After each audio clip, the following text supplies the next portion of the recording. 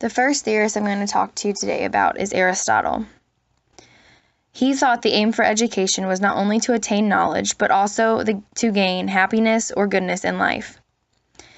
Through goodness, he means goodness of intelligence, which can be attained from the knowledge that the students learn at school, and goodness of character, which is attained from having good relationships with family, friends, siblings, and also demonstrating good habits. His theory was through inductive and deductive methods of teaching or reasoning.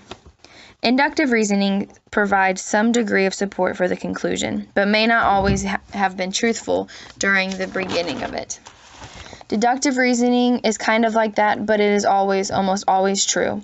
If the premises are true, then the conclusion must be true as well, according to Aristotle.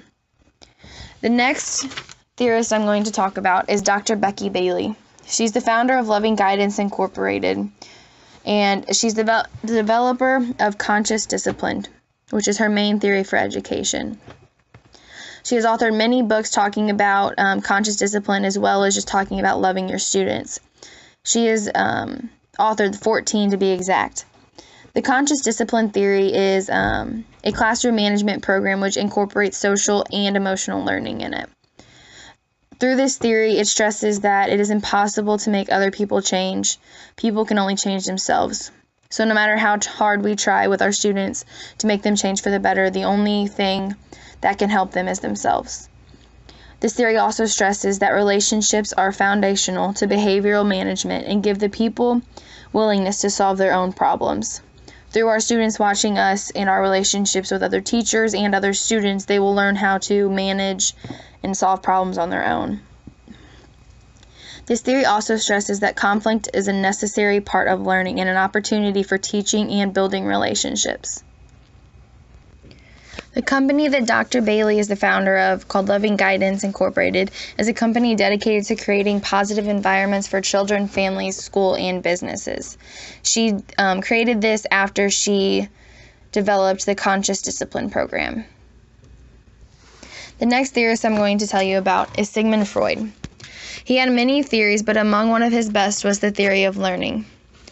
He was also one of the earliest Westerners to recognize and work with unconscious process of mind. His psychoanalysis was an educational process where he found that unconscious conflicts are consciously confronted. Through the theory of learning, he developed many different defense mechanisms. The first one and most important one is repression. Repression is an unconscious mechanism employed by the ego to keep disturbing or threatening thoughts from becoming conscious, which is very widely shown among children that have been physically, mentally, or emotionally or sexually abused. Denial is the next one, and it involves blocking external events from awareness. If a situation is too much for a child or a person to handle, they refuse to experience it or even remember it if it has happened before. Projection is the next one, and it involves individuals attributing their own unacceptable thoughts, feelings, and motives towards another person. So if a child hates another student, but their ego tells you that hatred is unacceptable, they may solve the problem by believing that the other person hates them as well. Whether that is true or not, that is up to the other person and that person to figure out. The next one is displacement, which is a impulse that is satisfied with a substitute object. The next one is regression, and this is a movement back in a psychological time when one is faced with stress.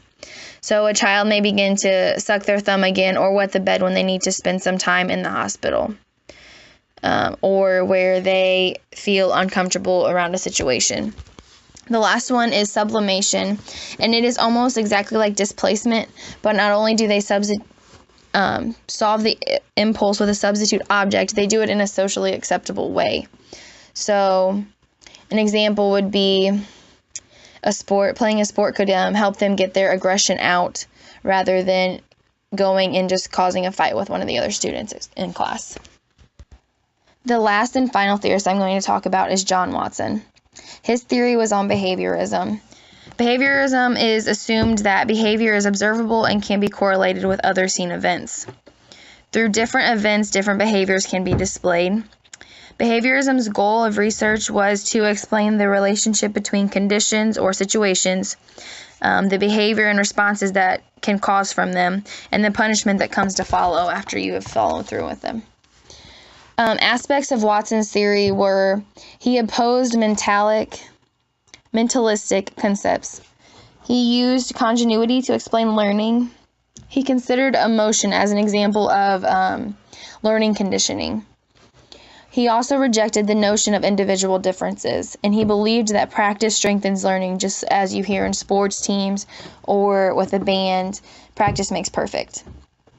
His work is now considered as an early beginning of the development of learning sciences of the body. The first theorist I'm going to talk to you today about is Aristotle. He thought the aim for education was not only to attain knowledge, but also